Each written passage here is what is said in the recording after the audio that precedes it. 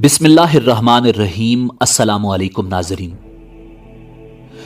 جب قیامت کی تمام چھوٹی اور بڑی نشانیاں پوری ہو جائیں گی تو قیامت آنا شروع ہو جائے گی۔ قیامت کی ابتدا نفخ سور سے ہوگی، جس کے بارے میں امام الانبیاء جناب محمد الرسول اللہ صلی اللہ علیہ وآلہ وسلم نے ارشاد فرمایا، اللہ تعالیٰ کے 4 مقرب فرشتوں میں سے حضرت اسرافیل علیہ السلام سور منہ میں لیے اپنی پیشانی جھکائے کان اللہ تعالیٰ کے حکم پر لگائے ہوئے ہیں۔ جیسے ہی اللہ تعالیٰ حکم دیں گے وہ سور پھونکنا شروع کر دیں گے اور قیامت کا آغاز ہو جائے گا۔ مسلم شریف کی حدیث کے مطابق یہ جمعہ کا دن ہوگا، لوگ اپنے اپنے کاموں میں مشغول ہوں گے۔ اچانک مشرق و مغرب کے تمام لوگ ایک لمبی آواز سنیں گے جو آہستہ آہستہ اونچی ہوتی جائے گی۔ اس نامانوس آواز کی ہولناکی اور سختی کی وجہ سے لوگوں میں اضطراب اور بے چینی پھیلنی شروع ہو جائے گی۔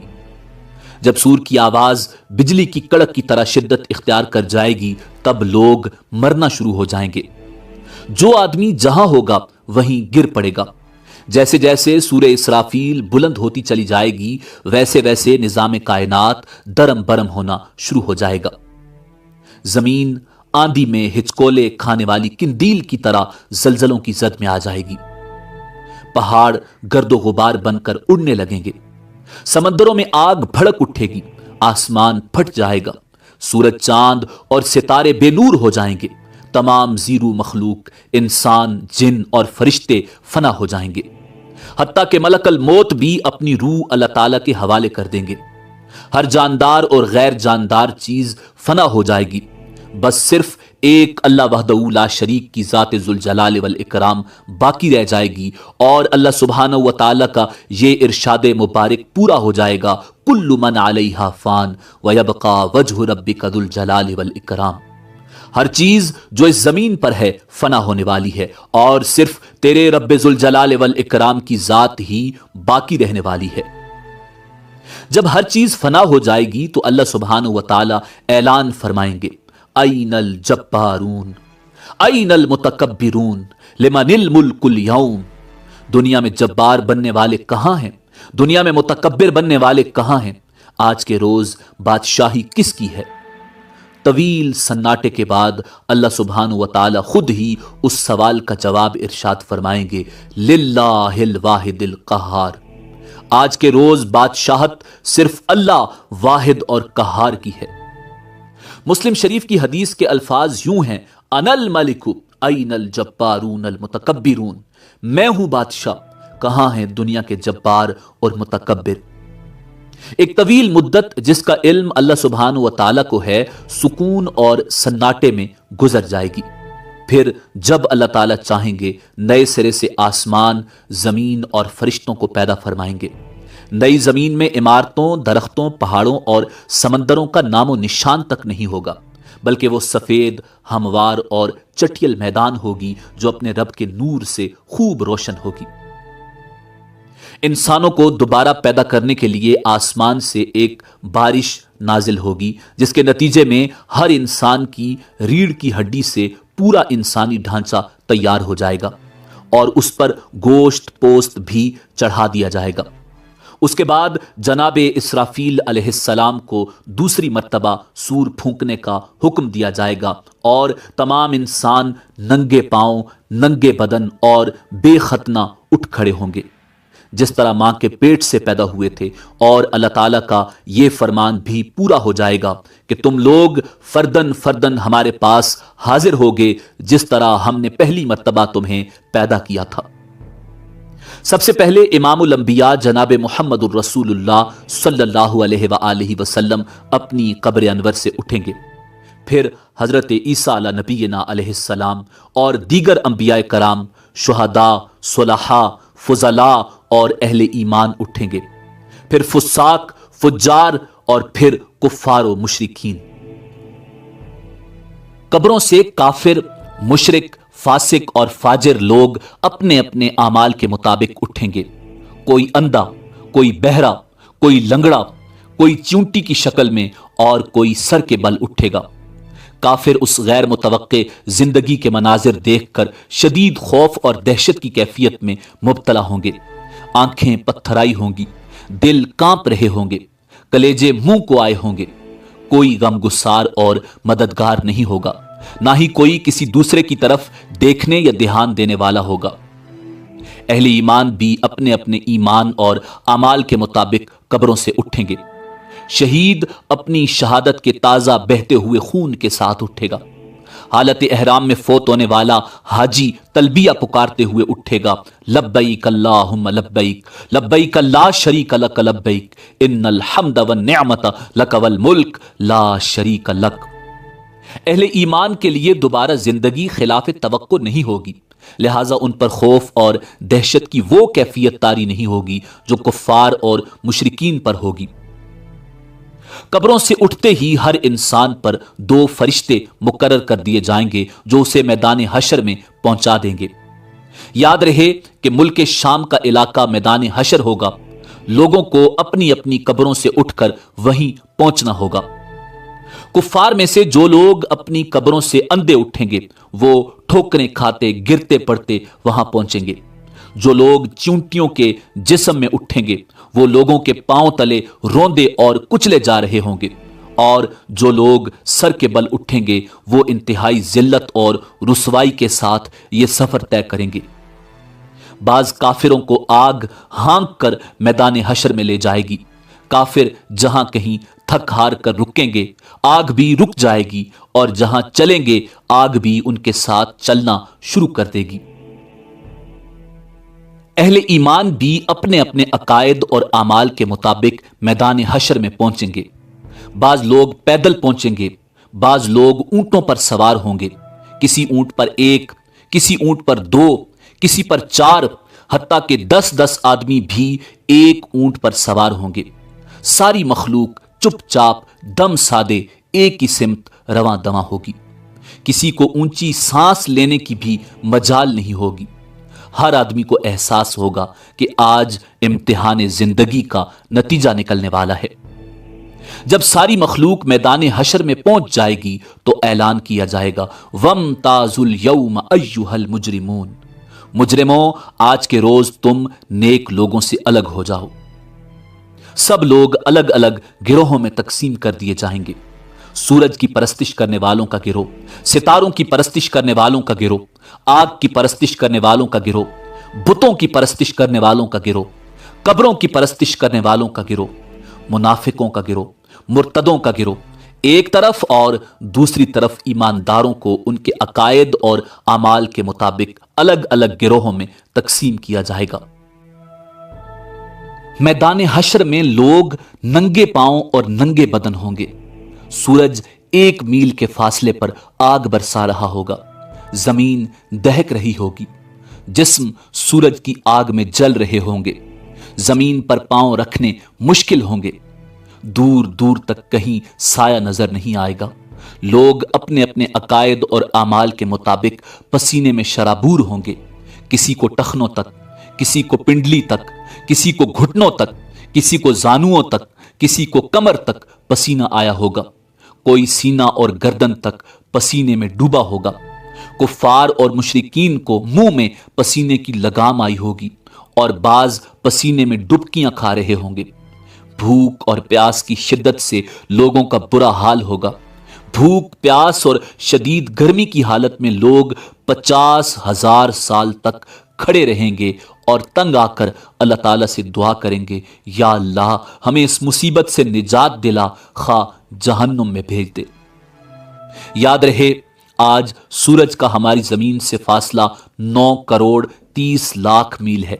इसके बावजूद जून और जुलाई में जमीन इस कदर गर्म हो जाती है कि 1 मिनट के लिए इस पर नंगे पांव खड़े होना नामुमकिन होता है। गौर फरमाइए उस रोज क्या हाल होगा जिस रोज जमीन का दर्जा हरारत आज के मुकाबले में 9 करोड़ दर्जे ज्यादा होगा। लाचार होकर लोग हजरत आदम अला नबीना अलैहिस्सलाम की खिदमत में हाजिर होंगे और अर्ज करेंगे, अल्लाह ताला ने आपको अपने हाथ से बनाया और अपनी रूह फूंकी, फरिश्तों से सजदा करवाया, जन्नत में जगह दी। आज हमारे लिए सिफारिश कर दें कि अल्लाह ताला हिसाब किताब शुरू करके हमें हशर की तकलीफ से निजात दे दे। حضرت آدم علی نبینا علیہ السلام فرمائیں گے آج میرا رب اس قدر غصے میں ہے کہ اس سے پہلے کبھی ہوا نہ آئندہ ہوگا۔ مجھ سے جنت میں اللہ تعالیٰ کی نافرمانی ہو گئی تھی جس کی وجہ سے مجھے اپنی جان کی فکر ہے، لہٰذا میں سفارش نہیں کر سکتا، تم لوگ نوح کے پاس چلے جاؤ۔ لوگ حضرت نوح علیہ السلام کی خدمت میں حاضر ہوں گے اور اپنا مدعا بیان کریں گے۔ حضرت نوح علیہ السلام بھی یہی کہیں گے کہ آج میرا رب اتنے غصے میں ہے کہ اس سے پہلے کبھی اتنا غصے میں نہیں تھا اور نہ اس کے بعد آئے گا۔ میں نے دنیا میں اپنی قوم کے لیے بد دعا کی تھی جس کے نتیجے میں وہ ہلاک ہو گئی۔ آج مجھے اپنی جان کی فکر ہے، میں سفارش نہیں کر سکتا، تم لوگ ابراہیم خلیل اللہ علیہ السلام کے پاس چلے جاؤ، وہ سفارش کریں گے۔ لوگ اللہ کے پیغمبر جد رسول حضرت ابراہیم خلیل اللہ علیہ السلام کی خدمت میں حاضر ہوں گے اور عرض کریں گے آپ اللہ کے نبی اور اس کے خلیل ہیں، اپنے رب کے حضور سفارش کر دیں۔ آپ دیکھ رہے ہیں ہماری کیا حالت ہو رہی ہے۔ حضرت ابراہیم علیہ السلام بھی وہی بات فرمائیں گے جو حضرت آدم اور حضرت نوح علیہ السلام نے کہی تھی۔ آج میرا رب اس قدر ناراض ہے کہ اس سے پہلے کبھی اتنا ناراض نہیں ہوا، نہ اس کے بعد ہوگا۔ میں نے دنیا میں 3 جھوٹ بولے تھے جس کی وجہ سے آج مجھے اپنی جان کی فکر ہے، کہیں اللہ تعالیٰ باز پرس نہ کریں، لہٰذا تم لوگ موسیٰ کے پاس چلے جاؤ۔ لوگ موسیٰ کلیم اللہ علیہ السلام کی خدمت میں حاضر ہوں گے اور عرض کریں گے اللہ تعالیٰ نے آپ سے ہم کلام ہو کر سارے لوگوں پر آپ کو فضیلت دی، آپ دیکھ رہے ہیں ہماری کیا حالت ہو رہی ہے، آپ اپنے رب کے حضور سفارش کر دیں۔ حضرت موسیٰ علیہ نبینا علیہ السلام فرمائیں گے آج تو میرا رب اس قدر غصے میں ہے کہ اس سے پہلے کبھی نہ ہوا اور نہ بعد میں ہوگا۔ میں نے دنیا میں ایک آدمی کو قتل کیا تھا جس کی وجہ سے مجھے اپنی جان کی فکر ہے، لہٰذا میں سفارش نہیں کر سکتا، تم لوگ عیسیٰ کے پاس چلے جاؤ۔ لوگ اللہ کے پیغمبر حضرت عیسیٰ روح اللہ علیہ السلام کی خدمت میں حاضر ہوں گے اور عرض کریں گے آپ اللہ کے رسول ہیں اور اس کا فرمان ہے کہ اللہ کی روح ہیں، آپ دیکھ رہے ہیں ہماری کیا حالت ہو رہی ہے، اپنے رب سے ہمارے لیے سفارش کر دیں۔ حضرت عیسیٰ روح اللہ علیہ السلام بھی وہی جواب دیں گے کہ آج میرا رب اس قدر غصے میں ہے کہ اس سے پہلے کبھی نہ ہوا اور نہ آئندہ ہوگا۔ تم لوگ محمد ابن عبداللہ علیہ تحیت و ثنا کی خدمت میں حاضر ہو جاؤ، وہ تمہاری سفارش کریں گے۔ لوگ سید الانبیاء رحمت للعالمین شفیع المسلمین کی خدمت میں حاضر ہوں گے اور عرض کریں گے آپ اللہ کے رسول اور خاتم الانبیاء ہیں، اللہ نے آپ کے اگلے پچھلے سارے گناہ معاف فرما دیے ہیں، آپ دیکھ رہے ہیں ہماری کیا حالت ہو رہی ہے، اپنے رب کے حضور سفارش کر دیجئے کہ وہ ہمارے حساب کتاب کا آغاز فرمائے۔ رسول رحمت صلی اللہ علیہ وآلہ وسلم فرمائیں گے ہاں آج کے روز سفارش کے لائق میں ہی ہوں۔ چنانچہ آپ صلی اللہ علیہ وآلہ وسلم کو میدان حشر سے شفاعت کے بلند ترین مقام محمود پر پہنچا دیا جائے گا جو جنت میں عرش الہی کے نیچے ہوگا۔ وہاں پہنچ کر آپ صلی اللہ علیہ وآلہ وسلم اپنے رب کے حضور سجدہ میں گر پڑیں گے اور اللہ تعالیٰ کی حمد و ثنا بیان کریں گے۔ پھر جب اللہ تعالیٰ کا غصہ کم ہوگا تو خالق کائنات ارشاد فرمائے گا اے محمد سر اٹھاؤ اور سوال کرو دیے جاؤ گے، سفارش کرو قبول کی جائے گی۔ یہی شفاعت کبریٰ ہوگی۔ شفاعت کبریٰ کی منظوری کے بعد رسول اکرم صلی اللہ علیہ وآلہ وسلم مقام محمود سے میدان حشر میں واپس تشریف لائیں گے۔ اس کے بعد حق تعالی فرشتوں کی میت میں میدان حشر میں نزول اجلال فرمائیں گے۔ فرشتے زمین کے دور و نزدیک کناروں پر صف بستہ کھڑے ہوں گے۔ 8 فرشتوں نے اللہ تعالیٰ کا عرش تھام رکھا ہوگا۔ عدالت الہی قائم ہو جائے گی۔ ملائکہ، انبیاء، اولیاء اور صلحاء کو بطور گواہ طلب کر لیا جائے گا۔ فرشتوں کو حکم ہوگا کہ وہ لوگوں میں ان کے نامہ اعمال تقسیم کر دیں۔ اہل ایمان کو سامنے سے اور دائیں ہاتھ میں نامہ اعمال دیا جائے گا اور کفار و مشرکین کو پشت کی طرف سے بائیں ہاتھ میں نامہ اعمال دیا جائے گا۔ नामा अमाल पर नजर डालते ही हर आदमी के सामने उसकी सारी जिंदगी पेश हो जाएगी। भूले बिसरे माजी की सारी यादें ताजा हो जाएंगी। अहले ईमान के रोशन चेहरे कुछ और भी रोशन और तरोताजा हो जाएंगे और वो खुशी खुशी दूसरों को अपना अमालनामा दिखाएंगे और कहेंगे, हा उमुक़रऊ किताबिया, लोगो आओ मेरा नामा अमाल पढ़ो। कुफार और मुशरिकीन के चेहरों की स्याही में और भी कुछ इजाफा हो जाएगा। जिल्लत उनके चेहरों पर छा जाएगी। हसरत व निदामत से वो अपने हाथों को चबाएंगे और कहेंगे, काश मैं अपना नामा अमाल न देखता। या लैतनी लम ऊता किताबिया, मैं अपना नामा अमाल न देखता, मुझे अपना नामा अमाल न दिया जाता। वलम अदरी मा हिसाबिया, और काश मैं ना जानता कि मेरा हिसाब क्या है। कुफ्फार और मुशरिकीन बार बार अपने नामा अमाल को देखेंगे और ताज्जुब से कहेंगे कि ये कैसा अजीबो गरीब नामा अमाल है जिसमें हर छोटा बड़ा अमल लिखा हुआ मौजूद है। या वैलता माली हादल किताबी ला युगादिरु सगीरतन वला कबीरतन इल्ला अहसाहा, हाय हमारी कमबख्ती, ये नामा अमाल कैसा है, कोई छोटे से छोटा या बड़े से बड़ा अमल ऐसा नहीं जो इसमें शामिल ना हो। अमालनामों की तकसीम के बाद सवाल और जवाब का सिलसिला शुरू होगा। अल्लाह सुब्हानो व तआला जिस से चाहेंगे बगैर किसी तर्जुमान के बराह रास्त सवाल करेंगे। सबसे पहले मुशरिकों से पूछा जाएगा कि उन्होंने शिर्क क्यों किया। मुशरिक इनकार कर देंगे और अल्लाह ताला की कसम खाकर कहेंगे, हमने तो कभी शिर्क नहीं किया। वल्लाहि रब्बिना मा कुन्ना मुशरिकीन, अल्लाह ताला किरामन कातिबीन को गवाही के लिए बुलाएंगे। वो मुशरिकों के शिर्क की गवाही देंगे, लेकिन मुशरिक फिर इनकार कर देंगे। शिर्क से भरपूर किरामन कातिबीन का तैयार किया हुआ नामा अमाल उनके सामने रख दिया जाएगा। मुशरिक उससे भी इनकार कर देंगे। फिर उस दौर के अंबिया, उलमा और औलिया को गवाही के लिए बुलाया जाएगा, तो वो उनके शिर्क की गवाही देंगे, लेकिन मुशरिक उससे भी इनकार कर देंगे।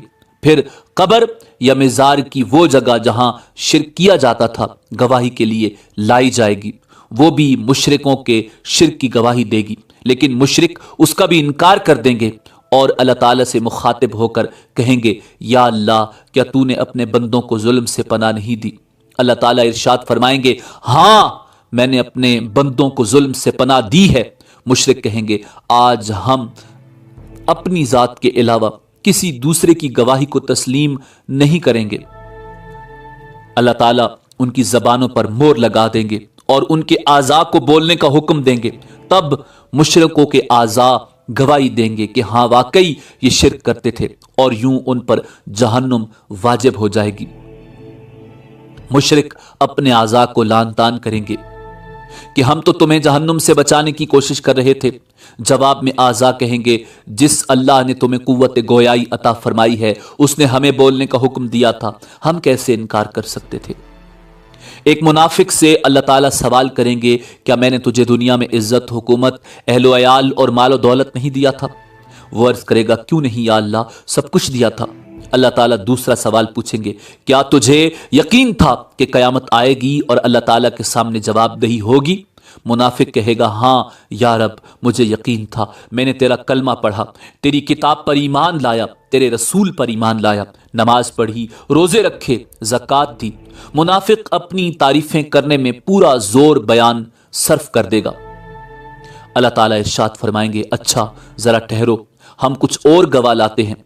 मुनाफिक अपने दिल में सोचेगा कि मैं तो मुसलमानों के साथ मिलकर नमाज रोजा करता रहा, आज मेरे खिलाफ गवाही कौन देगा। अल्लाह ताला उसके मुंह पर मोहर लगा देंगे और उसकी रान को बोलने का हुक्म देंगे। चुनाचे उसकी रान, उसके बदन का गोश्त, उसके बदन की हड्डियां और उसके जिस्म का रुआं रुआं उसके निफाक की गवाही देगा कि एक तरफ तो ये नमाज रोजा करता रहा और दूसरी तरफ कुफ्फार से दोस्ती पर नाजा था और उनके मफादात का तहफ़्फ़ुज़ करता रहा, मुसलमानों को धोखा देता रहा और उनसे गद्दारी करता रहा। अल्लाह ताला उस पर सख्त गज़बनाक होंगे और उस पर जहन्नुम वाजिब हो जाएगी। अहले ईमान से सवाल व जवाब का अंदाज बिल्कुल मुख्तलिफ होगा। ایک مومن آدمی کو اللہ تعالیٰ اپنے قریب بلا کر اس پر اپنا دامن رحمت ڈال دیں گے اور سوال کریں گے تو نے فلاں گناہ کیا تھا، تو نے فلاں گناہ کیا تھا؟ مومن عرض کرے گا ہاں یا اللہ کیا تھا۔ اللہ تعالیٰ اس کے ایک ایک گناہ کے بارے میں سوال کریں گے اور وہ اقرار کرتا چلا جائے گا اور سوچے گا کہ اب تو وہ ضرور ہلاک ہو جائے گا۔ آخر میں اللہ تعالیٰ ارشاد فرمائیں گے میں نے تیرے گناہوں پر دنیا میں بھی پردہ ڈالا ہوا تھا اور آج بھی پردہ ڈال رہا ہوں، اور اسے جنت میں بھیج دیا جائے گا۔ افراد کے علاوہ انبیاء اور رسل کی تکذیب کرنے والی اقوام سے بھی سوال و جواب ہوں گے۔ قوم نوح سے سوال ہوگا تم نے پیغمبر کی تکذیب کیوں کی؟ اور وہ حضرت نوح علیہ السلام اور ان کی دعوت کا انکار کریں گے۔ اللہ تعالیٰ حضرت نوح علیہ السلام سے فرمائیں گے نوح اپنے حق میں گواہی لاؤ۔ حضرت نوح علیہ السلام عرض کریں گے میری گواہی امت محمدیہ ہے۔ چنانچہ امت محمدیہ کے علماء، اولیاء اور صلحاء حاضر کیے جائیں گے اور وہ گواہی دیں گے کہ ہاں نوح پیغمبر بنا کر بھیجے گئے تھے اور انہوں نے 950 سال تک حق رسالت ادا کیا۔ قوم نوح کہے گی تم تو ہمارے زمانے میں موجود ہی نہیں تھے، تم یہ گواہی کیسے دے رہے ہو؟ اس پر رسول اکرم صلی اللہ علیہ وآلہ وسلم کو لایا جائے گا اور وہ اپنی امت کی صداقت کی گواہی دیں گے کہ میری امت نے قرآن مجید کی روح سے بالکل سچی گواہی دی ہے۔ رسول اکرم صلی اللہ علیہ وآلہ وسلم کی اس گواہی کے بعد قوم نوح لاجواب ہو جائے گی اور مجرم قرار پا کر جہنم میں ڈال دی جائے گی۔ ایسا ہی معاملہ قوم ہود، قوم صالح، قوم شعیب، قوم لوط اور دوسرے انبیاء کی اقوام کے ساتھ ہوگا۔ جرم ثابت ہونے کے بعد کافر بارگاہ الہی میں درخواست کریں گے اے ہمارے رب، ہم نے سب کچھ دیکھ اور سن لیا، بس ایک دفعہ ہمیں دنیا میں واپس بھیج دے، ہم ضرور نیک عمل کریں گے۔ ارشاد ہوگا یہ ممکن نہیں، اب تو تمہیں اپنے کرتوتوں کا ہمیشہ ہمیشہ کے لیے مزہ چکھنا ہوگا۔ کفار دوسری درخواست یہ کریں گے یا اللہ ہماری گمراہی کے ذمہ دار ہمارے پیشوا اور لیڈر ہیں، انہیں ہماری نسبت دوہرا عذاب دیا جائے۔ ارشاد ہوگا تمہارا یہ عذر بھی قابل سماعت نہیں، گمراہ ہونے والوں کو گمراہ ہونے کا عذاب دیا جائے گا اور گمراہ کرنے والوں کو گمراہ کرنے کا عذاب دیا جائے گا۔ اپنی اپنی جگہ تم دونوں ہی مجرم ہو، دونوں کو اپنے اپنے کیے کی سزا ملے گی۔ حشر میں اس قسم کے سوال و جواب کے علاوہ دیگر اعمال کا حساب کتاب بھی ہوگا۔ حقوق اللہ میں سے نماز کا حساب سب سے پہلے ہوگا۔ جو آدمی نماز کے حساب میں کامیاب رہا انشاءاللہ باقی اعمال میں بھی کامیاب رہے گا، اور جو نماز کے حساب میں ناکام رہا وہ باقی اعمال میں بھی ناکام رہے گا۔ ارشاد نبوی صلی اللہ علیہ وآلہ وسلم ہے نماز جنت کی کنجی ہے۔ حقوق العباد میں سے سب سے پہلے قتل کا حساب لیا جائے گا، اس کے بعد دوسرے اعمال کا۔ مقتول کو قاتل سے، مظلوم کو ظالم سے، مجبور کو جابر سے، محکوم کو حاکم سے اس کا حق دلوایا جائے گا۔ اللہ تعالیٰ فرمائے گا میں بادشاہ ہوں اور حقوق دلوانے والا ہوں، آج کوئی جہنمی اس وقت تک جہنم میں نہیں جا سکتا جب تک کسی جنتی کو اس کا حق نہ دلوا دوں، اور کوئی جنتی اس وقت تک جنت میں نہیں جا سکتا جب تک کسی جہنمی کو اس کا حق نہ دلوا دوں۔ چھوٹے سے چھوٹے ظلم اور معمولی سے معمولی زیادتی کا حق بھی اللہ تعالیٰ حقدار کو دلوا کر چھوڑیں گے۔ اگر کسی نے پیلو کی ٹہنی کے برابر کسی کا حق غصب کیا ہوگا یا کسی کی بے عزتی کی ہوگی تو اللہ تعالیٰ اس کا بدلہ بھی دلوائیں گے۔ اگر کسی نے کسی جانور پر ظلم کیا اور زیادتی کی ہوگی تو اس جانور کا بدلہ بھی اللہ تعالیٰ لے کے چھوڑیں گے۔ حتیٰ کہ اگر کسی جانور نے کسی جانور پر ظلم کیا ہوگا تو ان جانوروں کو بھی ایک دوسرے سے حقوق دلوانے کے لیے زندہ کیا جائے گا اور مظلوم جانور کو ظالم جانور سے بدلہ دلوایا جائے گا، اس کے بعد انہیں دوبارہ مرنے کا حکم دیا جائے گا۔ بدلہ یا حقوق کی ادائیگی نیکیوں کے ساتھ ہوگی۔ ظالم نے مظلوم پر جتنا ظلم کیا ہوگا اس کے برابر اس کی نیکیاں لے کر مظلوم کو دی جائیں گی۔ اگر ظالم کے نامہ اعمال میں نیکیاں نہیں ہوں گی تو پھر مظلوم کے گناہ ظالم کے سر پر ڈال دیے جائیں گے۔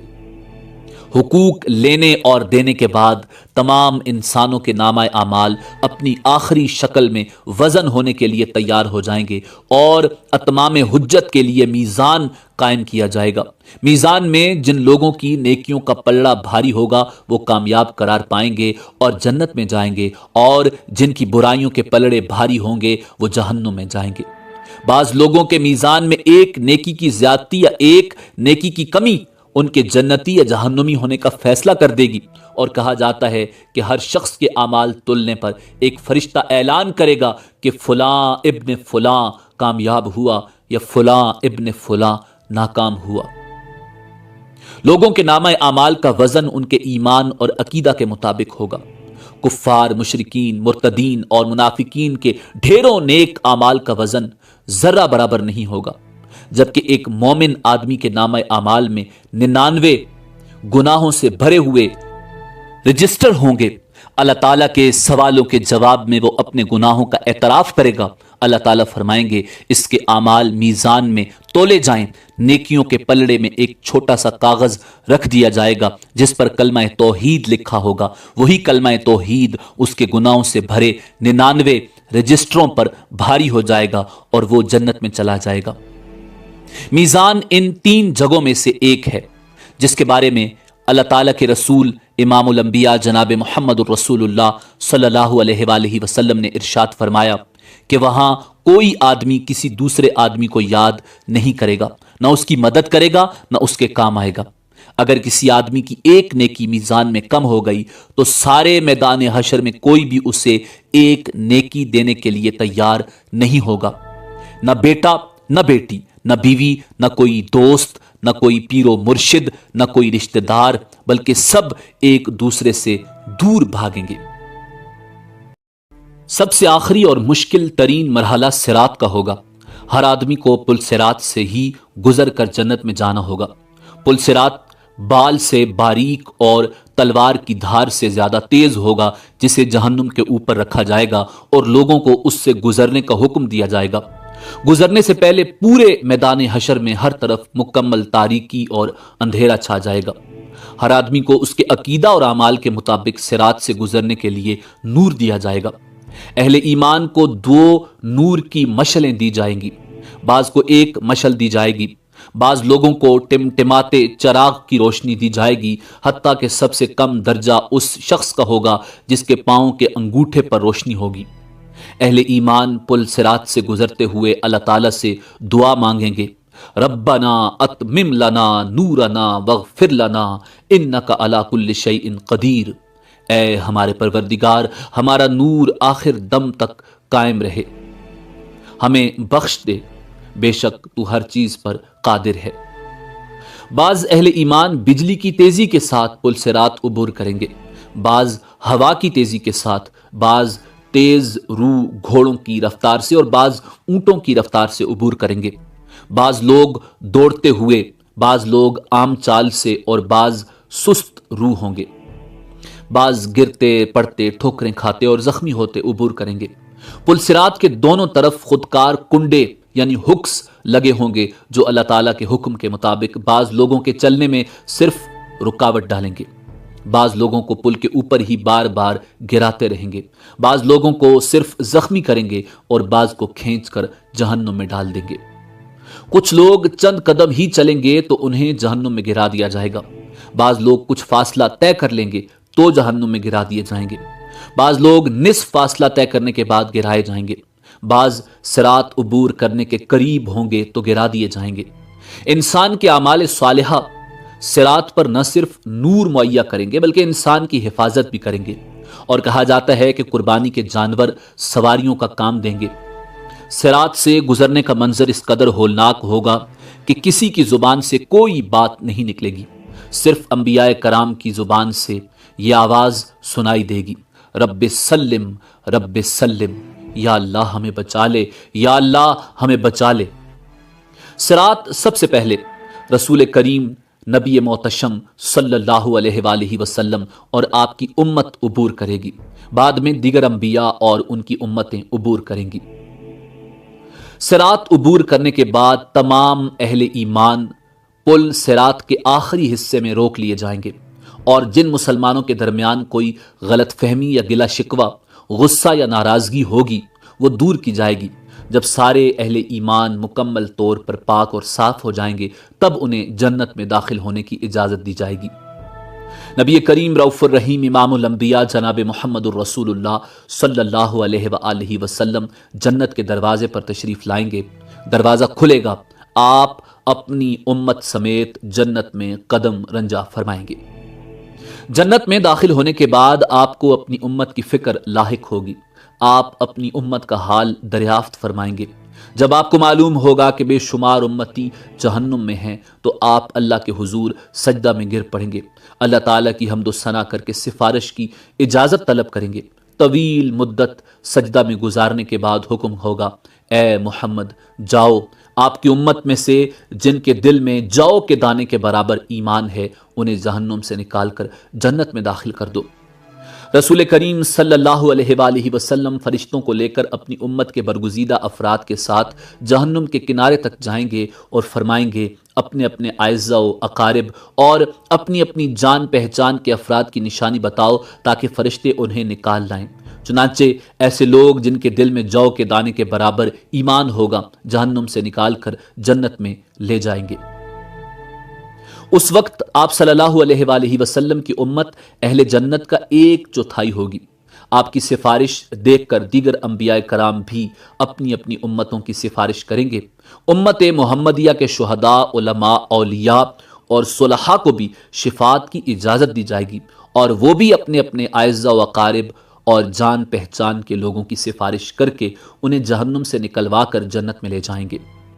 رسول کریم صلی اللہ علیہ وآلہ وسلم جنت میں واپس پہنچ کر پھر امت کے بارے میں سوال کریں گے، اب میری امت میں سے کتنے آدمی جہنم میں باقی ہیں؟ آپ کو بتایا جائے گا کہ ابھی تو ہزارہ تعداد میں لوگ جہنم میں ہیں۔ آپ پھر سفارش کے لیے سجدہ میں گر پڑیں گے۔ اذن شفاعت ملے گا کہ آپ کی امت کے وہ افراد جن کے دل میں چونٹی یا رائی کے برابر ایمان ہے انہیں بھی نکال لاؤ۔ آپ حسب سابق امت کے علماء و اولیاء صلحاء کو ساتھ لے کر جہنم کے کنارے پہنچیں گے اور رائی کے برابر ایمان والوں کو جہنم سے نکال کر جنت میں لے جائیں گے۔ تب آپ کی امت اہل جنت کی 1/3 ہو جائے گی۔ آپ پھر استغفار فرمائیں گے، میری امت کے کتنے افراد ابھی جہنم میں ہیں؟ آپ کو بتایا جائے گا ابھی تو ہزاروں امتی جہنم میں ہیں۔ آپ اذن شفاعت کے لیے پھر سجدہ ریز ہو جائیں گے، اللہ تعالیٰ کی حمد و ثنا کریں گے۔ آپ کو پھر اذن شفاعت ملے گا کہ چونٹی یا رائی سے کم درجہ کے ایمان والوں کو بھی جہنم سے نکال لاؤ۔ اذن شفاعت ملنے پر آپ پھر فرشتوں کی میت میں اپنی امت کے علماء، فضلاء اور اولیاء و صلحاء کے ساتھ جہنم کے کنارے پہنچیں گے اور امت کے ان افراد کو بھی جہنم سے نکلوائیں گے جن کے دل میں رائی سے بھی کم درجہ کا ایمان ہوگا۔ تب آپ کی امت اہل جنت کی نصف تعداد کے برابر ہو جائے گی۔ چوتھی مرتبہ پھر رسول اکرم صلی اللہ علیہ وآلہ وسلم ان لوگوں کے لیے اذن شفاعت طلب کریں گے جنہوں نے ساری زندگی میں صرف ایک بار لا الہ الا اللہ پڑھا ہوگا۔ اللہ تعالیٰ ارشاد فرمائیں گے، میری عزت، عظمت، جلال اور کبریائی کی قسم، جس نے لا الہ الا اللہ کہا ہے اسے میں خود جہنم سے نکالوں گا۔ چنانچہ آخر میں اللہ تعالیٰ خود ان لوگوں کو جہنم سے نکال کر جنت میں داخل فرمائیں گے جنہوں نے لا الہ الا اللہ کہا ہوگا۔ جنتی لوگ اس آخری گروہ کو اتقاء الرحمن یعنی رحمان کے آزاد کردہ کہہ کر پکاریں گے۔ شفاعت کا سلسلہ جب مکمل ہو جائے گا اور تمام اہل جنت جنت میں داخل ہو جائیں گے، تب اہل جنت میں اپنی اولادوں اور عزیز و اقارب سے ملنے کا تجسس پیدا ہوگا اور وہ ان کے ملنے اور انہیں دیکھنے کی خواہش کا اظہار کریں گے۔ ارشاد باری تعالیٰ ہوگا کہ اولادوں کو ان کے والدین کے ساتھ ملا دیا جائے۔ چنانچہ تمام اہل جنت کے اہل و عیال کو ایک جگہ اکٹھا کر دیا جائے گا۔ اہل جنت کے جنت میں آباد ہو جانے کے بعد اور اہل جہنم کے جہنم میں پہنچنے کے بعد سب کو آواز دی جائے گی، اے اہل جنت جنت کے کنارے پر آ جاؤ، اے اہل جہنم جہنم کے کنارے پر آ جاؤ۔ دونوں فریق جب کناروں پر پہنچیں گے، ایک سفید مینڈا لایا جائے گا جس کے بارے میں سوال کیا جائے گا، اے اہل جنت، اے اہل جہنم، بتاؤ یہ کون ہے؟ کہیں گے یا اللہ یہ موت ہے۔ اس کے بعد اللہ تعالیٰ اس مینڈے کو ذبح کرنے کا حکم دیں گے۔ مینڈے کو ذبح کرنے کے بعد اعلان کر دیا جائے گا، اے جنت والو، تمہارے لیے ہمیشہ ہمیشہ کے لیے جنت ہے، تمہیں کبھی موت نہیں آئے گی، اور اے جہنم والو، تمہارے لیے ہمیشہ ہمیشہ کی جہنم ہے، تمہیں بھی کبھی موت نہیں آئے گی۔ یہ سن کر جنتی لوگ اس قدر خوش ہوں گے کہ اگر خوشی سے مرنا ممکن ہوتا تو جنتی لوگ خوشی سے مر جاتے۔ جہنمی یہ اعلان سن کر اس قدر مغموم ہوں گے کہ اگر غم سے مرنا ممکن ہوتا تو جہنمی لوگ غم سے مر جاتے۔ آخرت کے شدید مصائب و آلام کے مقابلے میں دنیا کے مصائب و آلام نہ صرف عارضی بلکہ بہت ہی کم تر درجے کے ہیں۔ آخرت کی لازوال اور ابدی نعمتوں کے مقابلے میں دنیا کی نعمتیں بالکل عارضی اور کم تر درجے کی ہیں۔ پس عقل مند لوگ وہی ہیں جو نہ تو دنیا کے مصائب و آلام سے گھبرا کر اللہ اور اس کے رسول کی نافرمانی میں پڑیں، اور نہ ہی دنیا کی رنگینیوں کے فریب میں مبتلا ہو کر اللہ اور اس کے رسول کو ناراض کر بیٹھیں، بلکہ دونوں حالتوں میں ان کی نگاہ آخرت کے آنے والے مراحل پر رہے۔ حضور نبی کریم صلی اللہ علیہ وآلہ وسلم سے دریافت کیا گیا، یا رسول اللہ، مومنوں میں سب سے زیادہ عقل مند کون ہے؟ آپ نے ارشاد فرمایا، جو موت کو زیادہ یاد کرتا ہو اور جو موت کے بعد آنے والے وقت کے لیے اچھی طرح تیاری کرتا ہو، وہ سب سے زیادہ عقل مند ہے۔ ناظرین، آخر میں اس بات کی وضاحت ضروری ہے کہ نفخ اولا سے لے کر جنت یا جہنم میں داخل ہونے تک کے تمام واقعات اور مراحل کی ترتیب کا ٹھیک ٹھیک تعین کرنا بہت مشکل ہے۔ اسی امید کے ساتھ اجازت دیجیے کہ آپ کو ہماری ویڈیو پسند آئی ہوگی۔ اللہ رب العزت کے حضور دعا ہے کہ پروردگار عالم ہمیں آخرت کی تیاری کرنے کی توفیق عطا فرمائے۔ دیکھتے رہیے info@adil۔ اللہ رب العزت آپ کا حامی و ناصر ہو۔